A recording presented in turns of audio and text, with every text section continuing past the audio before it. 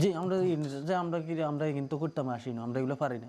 ওই কমান্ডার বলছিল না ভাই, এর যারা কমান্ডার যে আমাদের ট্রেনিং দিছিল না, ওরা বলছিল তোরা তো ঠিকই নিয়ে এনেছিলাম, না পারলে সোয়ার দিত, লাথি দিত, বুট যে শু ছিল না ওগুলো দিয়ে লাথি দিত।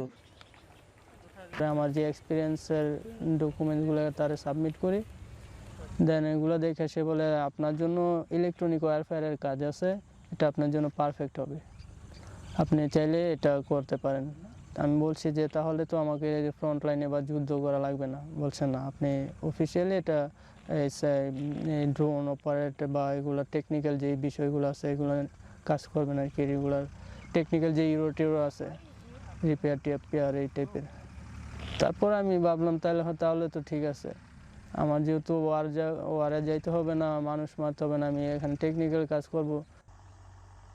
সে আমাকে বলল যে তোমাদেরকে এখানে ব্যাটালিয়নে চুক্তি স্বাক্ষর করানো হয়েছে, তোমরা এখানে অন্য কোনো কাজ করতে পারবে না, তোমাদের সাথে প্রতারণা করা হয়েছে। তারপর আমি ওই ম্যামকে নক দেই, তারপর থেকে তাকে বলি আপনি আমাদের সাথে কেন প্রতারণা করলেন।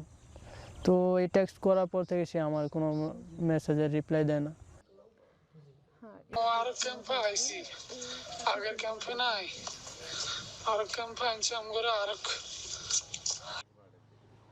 মানে 7 দিন পর 15 দিন পর এরকম ছিল যোগাযোগ। তারপরে মার্চের 25 তারিখ থেকে পুরো আমার লগে যোগাযোগ বন্ধ। তখন আমার একটা মেসেজ দিল যে বুঝছে আমি পড়লে যুদ্ধের কি খবর আমারে জানাইও, এটা একটা মেসেজ দিল। এটার পর থেকে আর কোনো খবর নাই, আমার সাথে যোগাযোগ একেবারে বন্ধ টোটাল।